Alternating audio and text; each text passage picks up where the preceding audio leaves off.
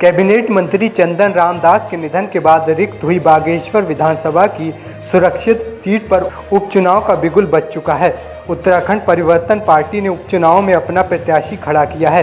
अल्मोड़ा में प्रेस वार्ता करके उत्तराखंड परिवर्तन पार्टी के केंद्रीय अध्यक्ष पीसी तिवारी ने कहा कि बागेश्वर का उपचुनाव उत्तराखंड को एक नया संदेश दे सकता है।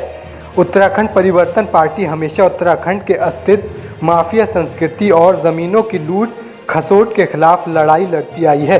उन्होंने कहा कि बागेश्वर उपचुनाव राज्य की उन तमाम संघर्षशील ताकतों को वापस लाने का मौका है जिन्होंने हमेशा उत्तराखंड के मुद्दों की लड़ाई लड़ी है।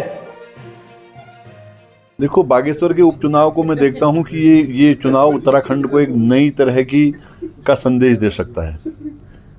क्योंकि अगर इस चुनाव में दोनों जो दिल्ली की पार्टियां हैं जिन्होंने उत्तराखंड का ये बेड़ा गर्क किया है, कांग्रेस और बीजेपी, वो जीतती और हारती हैं तो उत्तराखंड की राजनीति में किसी तरह का कोई परिवर्तन नहीं हो सकता, सत्ता के समीकरण में कोई बदलाव नहीं हो सकता।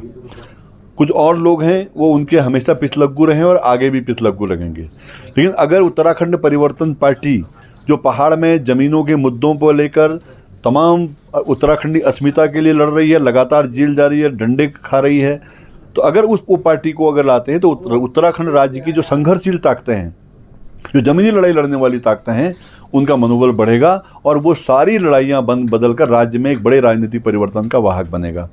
हमारा कहना है कि धन से और सत्ता की निरंकुशता के बल पर चुनाव जीतने वाले लोग कभी भी बागेश्वर की और उत्तराखंड की जनता का भला नहीं करेंगे और आज तक भला नहीं किया है। आज जो हालत है वो हालत इसी कारण से है, वो केवल पैसे, झंडे, शराब के आधार पर इस चुनाव को लड़ना है। जो आज इतनी बेईमानी कर रहे हैं, कल वो आपके साथ कैसे न्याय करेंगे, ये उत्तराखंड की जनता को सोचना चाहिए। परिवर्तन पार्टी पहले से लड़ रही थी और उसके साथ तमाम संघर्षशील ताकतें आ रही हैं।